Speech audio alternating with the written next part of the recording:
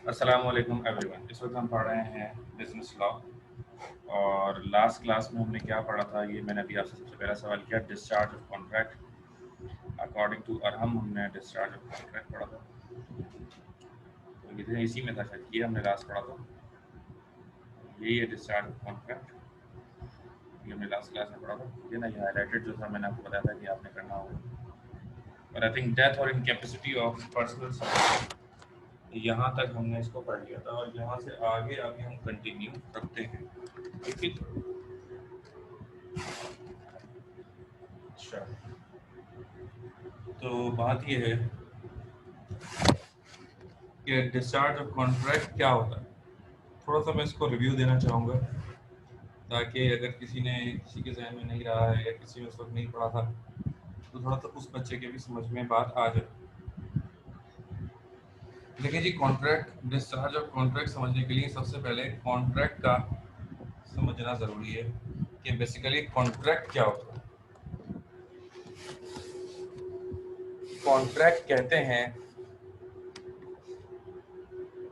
एक मुआहदे को जो दो पार्टीज के दरमियान होता है। और कॉन्ट्रैक्ट अमूमन 99% बाईलैटरल होता है, यानी दो तरफा मुआहदा होता है और दोनों पार्टीज को अपनी अपनी तरफ से कुछ ना कुछ वो देनी पड़ती है, जिम्मेदारी होती है, रिस्पॉन्सिबिलिटी होती है, ऑब्लिगेशन होती है, और दोनों को ही अपनी अपनी तरफ से वो ऑब्लिगेशन पूरी करनी होती है। ठीक है जी। तो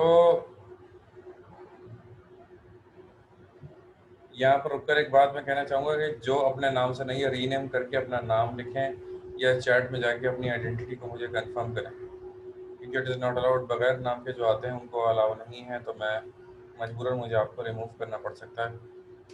एक बच्चा जो है उस 100100201 से आ रहा है, आई थिंक ये क्या आ रहा है, पहले कुछ ज़्यादा आ रहे थे, अभी सबके नाम आ रहे हैं, तो अपना बता दें। ओके,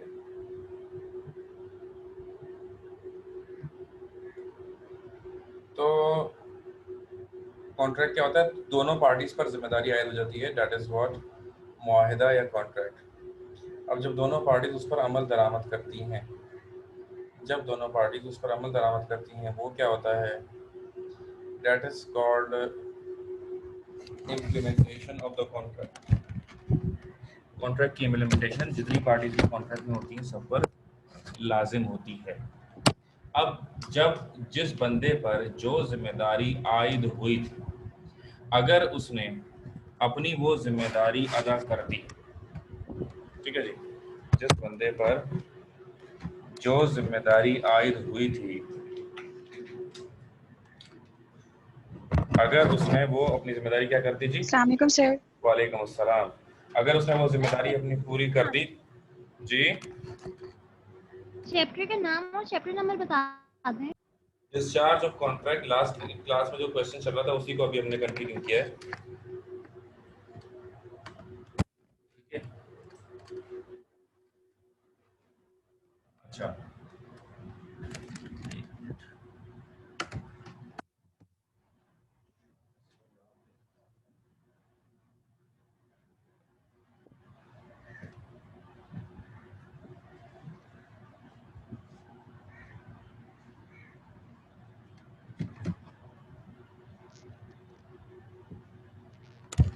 सर जी बोलिए। सर इसी क्वेश्चन का आप पीडीएफ सेंड कर सकते हैं? बेटा आपके कोचिंग में नोट्स अवेलेबल है, वहां से जाके खरीदिए। ठीक है, ओके सर। इसी क्वेश्चन का, अगर सिर्फ इसी क्वेश्चन की बात है तो मैं आपको व्हाट्सएप कर दूंगा, ये यहाँ से मटेरियल कॉपी करके आपको पेस्ट कर दूंगा मैं आपके व्हाट्सएप में, अगर आप कहती हैं तो कोई इशू नहीं। ठीक है, ओके सर। अच्छा जी।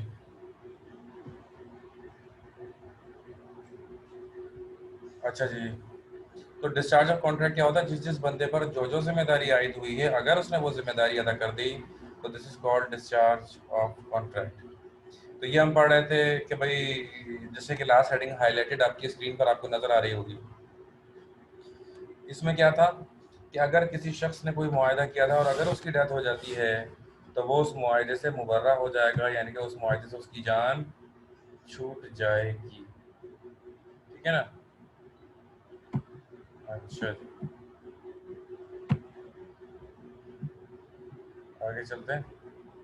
Change of law when subsequent to the formation of a contract change of law takes place or the government takes some power under some ordinance or special act।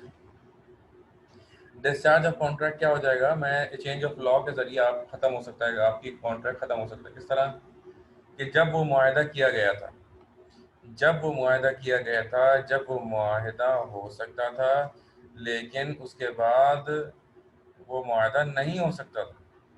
यानी जब वो मुआहदा किया गया था उस वक्त तो कानून में था कि हाँ भाई ये वाला मुआहदा आप कर लें, लेकिन जब उस पर अमल दरामद का वक्त आया तब लॉ चेंज हो चुका था और अब उस पर अमल दरामद इसलिए पॉसिबल नहीं था क्योंकि गवर्नमेंट ने उस पर पाबंदी लगा दी थी। In such a situation change of law की वजह से आपका कॉन्ट्रैक्ट से आप क्या हो जाएंगे? डिस्चार्ज हो जाएंगे। अब आपकी कोई जिम्मेदारी नहीं रहेगी। मिसाल के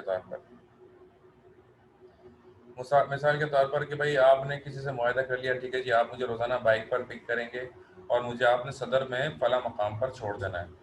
आपने मुआहदा कर लिया एक बंदे से, ठीक है ना, मुआहदा हो गया, उसने कुछ एडवांस पेमेंट भी कर दी। अब होता ये है कि जैसे ही जिस दिन छोड़ना होता है उस दिन ही होता है डबल सवारी पर पाबंदी आयद हो जाती है। अब क्योंकि डबल सवारी पर पाबंदी लग गई है तो आप किसी को भी मोटरसाइकिल पर डबल में नहीं बिठा सकते, और जब आप डबल में नहीं बिठा सकते तो आप उस कॉन्ट्रैक्ट से क्या हो जाएंगे? चेंज ऑफ लॉ की वजह से, कि जब वो मुआहदा हुआ था डबल सवारी अलाउ थी, लेकिन जब उस मुआहदे पर अमल दरामद का वक्त आया अब डबल सवारी अलाउ नहीं है। तो इन सच अ सिचुएशन अब क्या होगा कि भाई अब कॉन्ट्रैक्ट से आप ऑटोमेटिकली डिस्चार्ज हो गए क्योंकि कानून नहीं है। अब आउट ऑफ द वे जाकर आप किसी भी मुआहदे पर अमल दरामद नहीं कर सकते जिसकी कोई कानून में ही कोई वो नहीं है, मतलब गुंजाइश, वो काम आप नहीं कर सकते। Example, D enters into a contract with P on 1st March for the supply of certain imported goods in the month of September of the same year.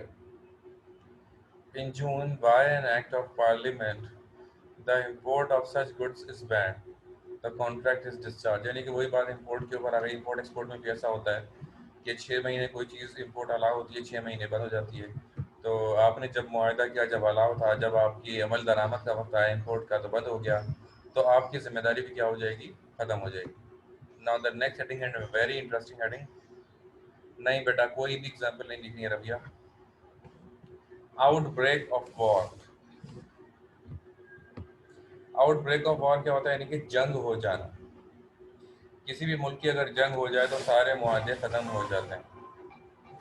ठीक है जी, जस्ट बिकॉज ऑफ वॉर, जैसे ही लड़ाई होती है आपके मुआहदे क्या हो जाएंगे?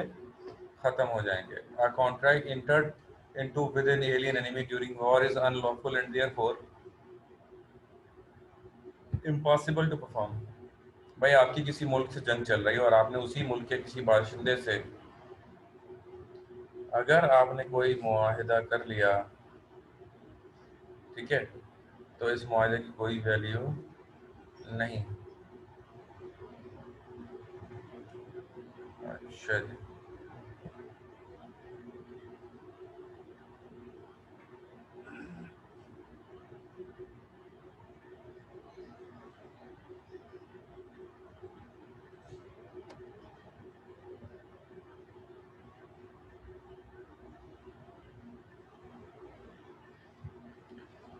आप मेरे ख्याल से यहीं पर इसको ख़त्म करना चाहिए हमें इस सवाल को, क्योंकि ये बहुत लंबा हो गया है और आपने इसको लिखना कितना है मैं ये भी आपको बताता चलूँ। अभी तो ये चल ही रहा है, पढ़ा मैं आपको पूरा दूंगा, लेकिन ज़्यादा से ज़्यादा आप बस यहीं तक लिखिएगा आउट ब्रेक ऑफ वॉर तक। ठीक है ना? मैं हाईलाइट करता जाऊँगा फिर। ये जैसे ये वाली हेडिंग मैंने आपको पढ़ाई चेंज ऑफ लॉ की, ठीक है ना? तो स्क्रीन शॉट ले लें तो बेहतर है, जैसे ये मैंने हाईलाइट कर दिया। ठीक है, और ये भी मैंने हाईलाइट कर दिया। बस इसमें इतना इतना सही लिखना है आपने ना, और बाकी जो कुछ लिखा हुआ है वो आपने नहीं लिखना है इसके अंदर। सर एग्जाम्पल कोई भी नहीं। बेटा आपकी बिल्कुल भी मुझे आवाज़ समझ में नहीं आई, सिर्फ गिटार बज रहा था, तो आप चैट में लिख दें जो भी बात है।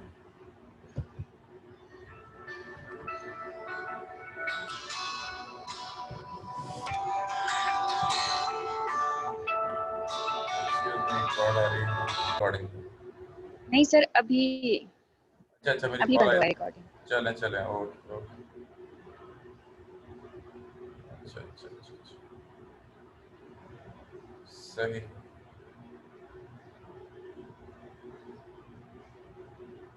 तो हम कहाँ थे? 1 मिनट में सेटिंग देखो नेट। चलो मेरा नेट तो फिर चल ही रहा है ना। ओके देखिए, मैं शुरू से आपको दिखा रहा हूँ कि जो बच्चे नहीं कर पाए थे वो स्क्रीनशॉट लेने के लिए तैयार है। लंबा चौड़ा ये सवाल है, लेकिन इसको आपने सिर्फ वही करना है जो मैंने हाईलाइट किया। तो स्क्रीनशॉट ले लें। Number 1, discharge by performance.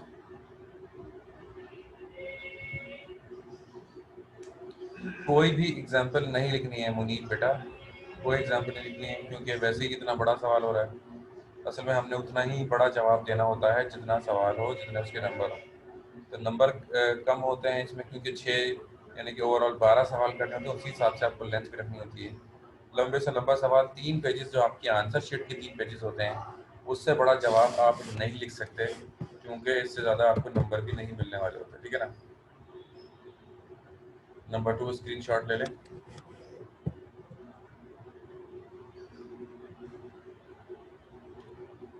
Okay number 2 हो गया। अब नंबर 3 की तरफ जाते हैं।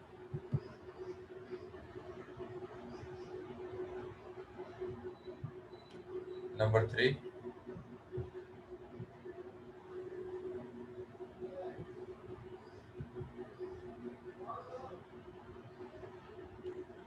नंबर 4,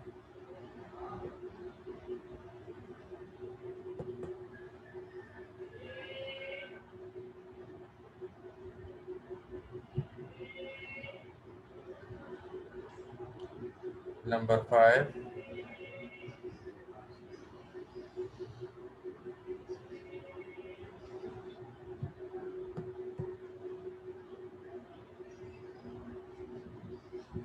नंबर 6,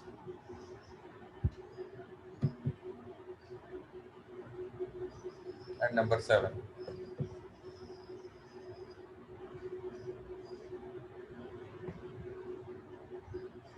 तैमूर भाई ये स्क्रीनशॉट ले लिया शहरियार भाई ने, उस पर डन लिखा है। भाई मेरी एक जगह बात हुई, मुझे कंफर्म हुआ है कि 15 सितंबर से कम छोटी क्लासेस अगर ना भी खुलें तो बड़ी क्लासेस ज़रूर खुल जाएंगी। तो we are very hopeful to have a direct meeting, a live meeting, one-to-one meeting in your coaching centers, and it will be on 15th of September and onward। हो सकता है 15 सितंबर से पहले ही हो जाए, लेकिन आज 22 है, सॉरी आज 23 है। 23 के बाद 30 को है संडे, 30 के बाद है 6 तारीख को, और फिर 13 को इंशाल्लाह कोचिंग में क्लास हमारी एक्सपेक्टेड है। 13 सितंबर जो होगी वो हमारी कोचिंग में इंशाल्लाह क्लास होगी। ठीक है, दुआ कीजिएगा यार, ऐसा ना हो कि भाई मुहर्रम में इसमें अगर केसेस सर बढ़ गए। टाइमिंग क्या होगी सर? टाइमिंग हमारी आपको जब भी बताई जाएंगी। ठीक है ना, जो बैक टू द नॉर्मल जाएंगे हम, जैसा कि पहले हमारी क्लासेस हो रही थी उसी टाइमिंग पे होंगी। अच्छा जी, अच्छा तो अस्सलाम वालेकुम सर। वालेकुम अस्सलाम। तो ये है कि अब हमें ये करना होगा कि अब नया सवाल हम शुरू करेंगे। Remedies for breach of contract. मैं यहाँ सवाल भी लिख देता हूँ। सर मैं तो आप तो फर्स्ट टाइम क्लास लूंगा ना, मैं तो इसलिए पूछ हाँ बेटा, आप रहा था। की क्लास सुबह 10:30 बजे संडे को एक्सपेक्टेड होगी। आप शरीफाबाद से बोल रहे हैं ना? जी जी सर। हाँ, सुबह 10:30 बजे Sunday. Okay sir. It is not yet finalized, but it is expected. अच्छा जी, तो explain remedies of breach of contract.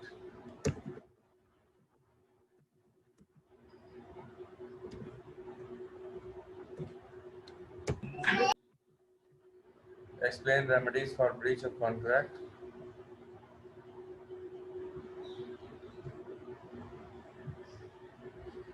Okay जी, रेमेडीज कहते हैं सोल्यूशन को, रेमेडीज कहते हैं हल को। रेमेडीज मतलब क्या कि अगर कोई प्रॉब्लम आ गई है तो उसके सोल्यूशन की तरफ जाना, उसके हल की तरफ जाना।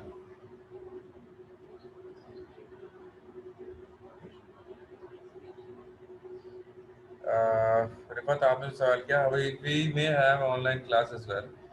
अगर कुछ बच्चे ये कहेंगे कि नहीं हमें ऑनलाइन ही पढ़ना है तो ऑनलाइन भी चल सकती है क्लास। और बच्चे भी हैं हमारे पास लॉ के जो प्राइवेट पढ़ रहे हैं, तो इंशाल्लाह हम कुछ करेंगे।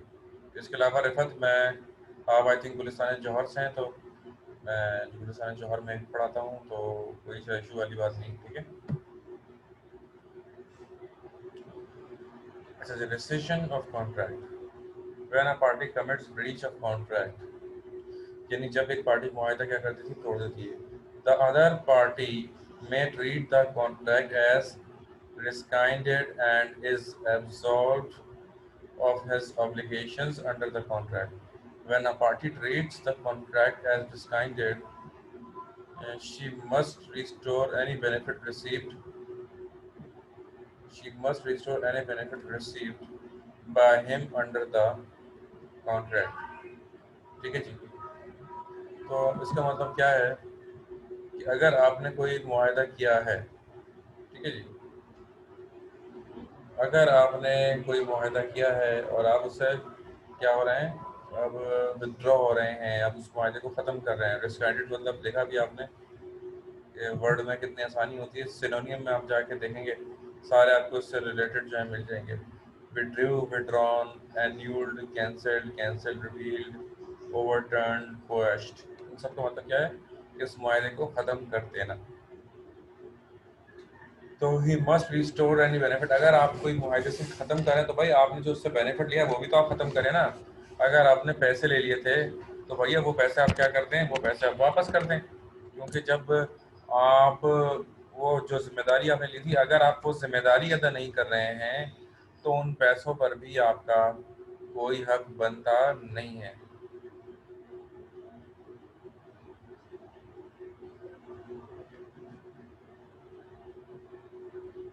ओके जी रिजवाना, क्लास के बाद इंशाल्लाह करता हूँ मैं आपसे कह रही हूँ।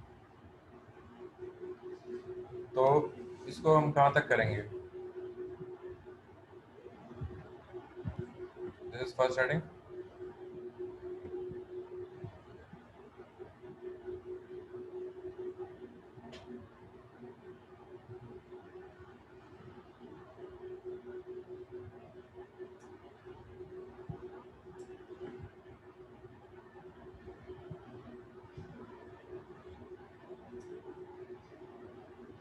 ये हाईलाइटेड जो सिर्फ ये करना होगा उसके अंदर।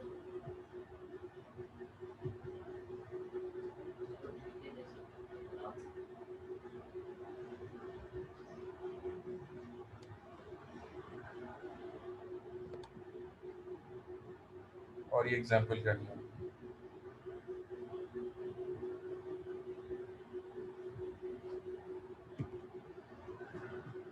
ठीक है जी।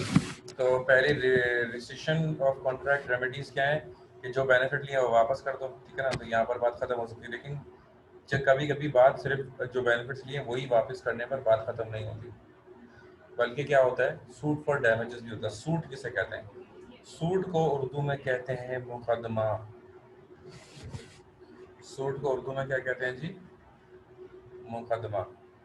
सूट कर देना मतलब मुकदमा दर्ज कर देना, सही है जी। अगर कोई मुआहदा हो गया है और उस पर अगर आप अमल नहीं कर रहे हैं और आपके अमल ना करने की वजह से अगर सामने वाले को शदीद नुकसान का सामना करना पड़ जाए, ठीक है, अगर सामने वाले को शदीद नुकसान का सामना करना पड़ जाए तो ये है कि आपको उसके वो फिर मुकदमा दर्ज करेगा आपके ऊपर कि भाई इस बंदे ने ये वादा किया था, इस बंदे ने ये वादा पूरा नहीं किया और उसकी वजह से मुझे ये नुकसान हो गए। तो in such a situation you will have to pay the damages as well.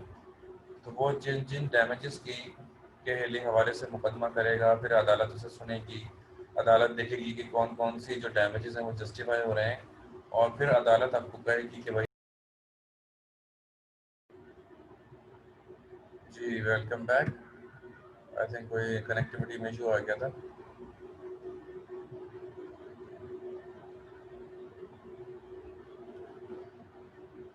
ओह वाह,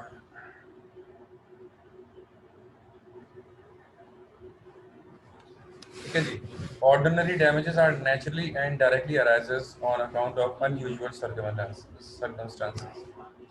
मतलब आपका अगर आपसे किसी ने कोई वादा किया और अगर आप वो वादा को पूरा नहीं कर रहा है तो कुछ डैमेजेस आपको हो सकते हैं, नॉर्मल डैमेजेस हो सकते हैं।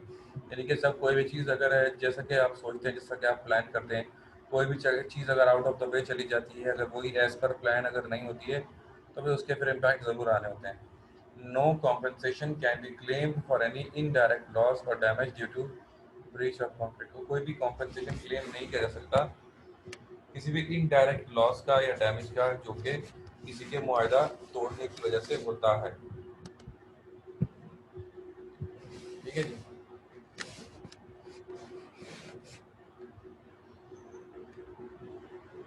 The difference between the market price and the contract price is the value of ordinary damage। और होता क्या, ऑर्डिनरी डैमेज क्या होता है कि कॉन्ट्रैक्ट की कीमत होती है और एक वैल्यू ऑफ ऑर्डिनरी डैमेज, और मार्केट की कीमत और कॉन्ट्रैक्ट की कीमत, इन दोनों के दरमियान डिफरेंस जो होता है, that is called the ordinary damage at the time of breach of contract. यकीनन आपके बात समझ में नहीं आई होगी, इसलिए मैं आपको एग्जांपल से समझाता हूँ।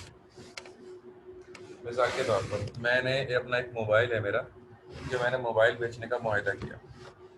मैंने कहा कि भाई ये मेरा मोबाइल है आईफोन और मैं आपको ये दूंगा 3 लाख रुपए का। ठीक है जी। मैंने क्या कहा कि मैं अपना आईफोन कितने का दूंगा, 3 लाख रुपए का दूंगा। जबकि अगर कोई और वो मोबाइल, मतलब मैं आपको 3 लाख का दे रहा हूँ, मार्केट में वो 3.5 लाख रुपए का है, ठीक है ना। मैंने आपसे वायदा कर लिया था, कॉन्ट्रैक्ट कर लिया था कि मैं आपको ये मोबाइल दे दूंगा कितने का, 3 लाख का। मार्केट में कितने का, 3.5 लाख का। तो कॉन्ट्रैक्ट प्राइस 3 लाख और मार्केट प्राइस कितनी, 3.5 लाख। और कॉन्ट्रैक्ट प्राइस और मार्केट प्राइस दोनों में डिफरेंस कितना है, that difference is what, that difference is the ordinary damage. कि भाई अब मुझे 3 लाख का मोबाइल मिल रहा था और अब मुझे वो 3.5 लाख का लेना पड़ेगा क्योंकि आपने मुझे नहीं दिया। This is called ordinary damage. ठीक है जी।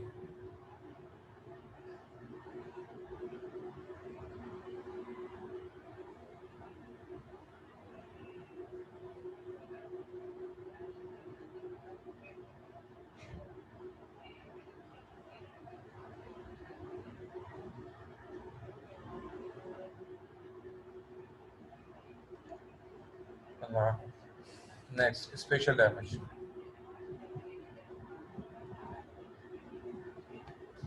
स्पेशल डैमेज क्या होता है? Special damages are those which arises on account of the special or unusual circumstances. The non-performance of the promise gives the right to the promisee to claim ordinary damages as well as some special damage. These arises when a party makes a special contract through which he expects large profits and such profits are likely to be lost due to breach of contract. तो भाई special damage क्या होता है, जो कोई exceptional situation होती है, अलग से कोई सूरत हाल अगर पैदा हो जाए तो special damages are those which arises on account of special and unusual circumstances, the non performance of promise. यानी किसी के भी बंदे के खिलाफी करने की वजह से एक अचानक से बड़ा नुकसान हो जाए, ठीक है ना। उसकी वजह क्या होती है कि मिसाल के तौर पर आपने आगे वादा किया हुआ कि भाई मुझे यहाँ से 4 लाख रुपए आएंगे, मैं अपने पास से 4 लाख मिलाकर 8 लाख रुपए फला बंदे को दूंगा और 8 लाख रुपए की वो चीज़ ले लूंगा, ठीक है। या आपने सोचा था कि भाई मुझे जो है ना वहाँ पे 20 लाख रुपए देने, 15 लाख आपके पास थे, 15 लाख आपने दे दिए, आपने सोचा 20 तारीख को 25 तारीख को 5 लाख रुपए वहाँ से आएंगे तो दे दूंगा। अब कल को अगर वहाँ से 5 लाख नहीं आते तो आपके उस 5 लाख की वजह से आपके 15 लाख खतरे में पड़ जाएंगे। तो this is called special damage. Special damage हमेशा नहीं होता बल्कि कभी कभी होता है। तो स्पेशल डैमेज किसे कहते हैं? जो हमेशा नहीं होता बल्कि कब होता है? कभी कभी होता है, ठीक है।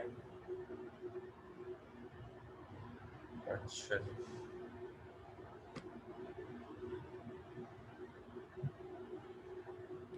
यहाँ पर ये सवाल खत्म हो गया। ये पूरा करना होगा आपकी। If you want you can take screenshot. Ji,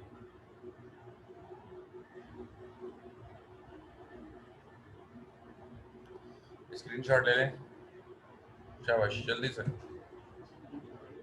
I will count only up to 3, then we will move on.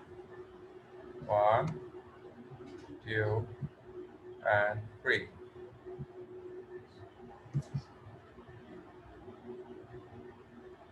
ये शुरू का सवाल था, पूरा सवाल मैंने आपको दोबारा से दिखा दिया, ठीक है जी।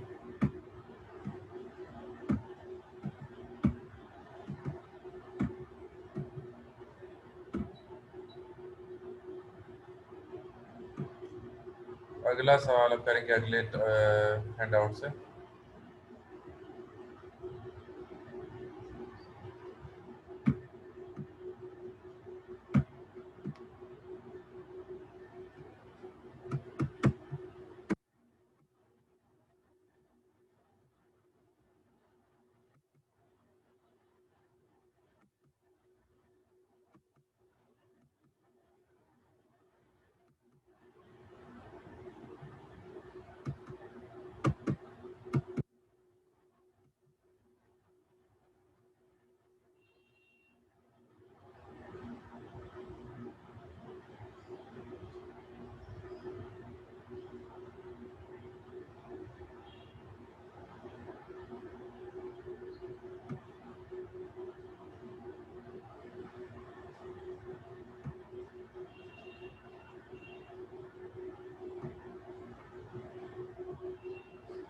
जी, ये रहा आपकी स्क्रीन पर सेल ऑफ गुड्स एक्ट 1930। यह है मुआहदा है खरीदो फरोख्त। अच्छा जी, सिर्फ तकरीबन 4 मिनट बाकी है इस मीटिंग के, तो जैसे ही मीटिंग की एंड होगी हम दोबारा से मीटिंग शुरू करेंगे। तो इसी आईडी और इसी पासवर्ड से दोबारा इमीडिएटली लॉगिन हो जाइएगा।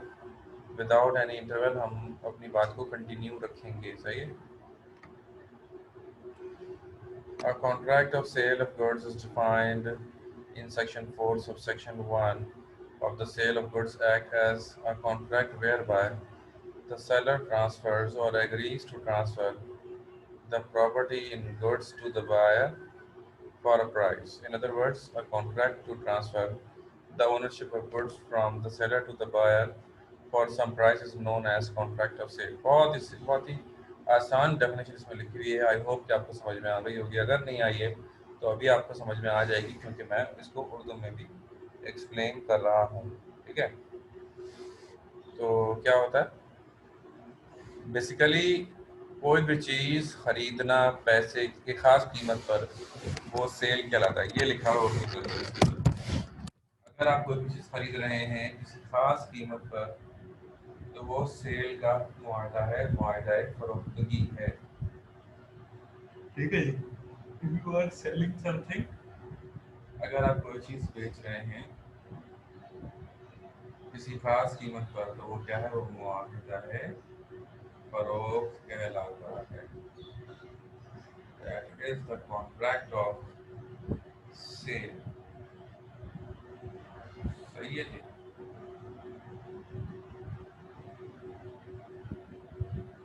ओके,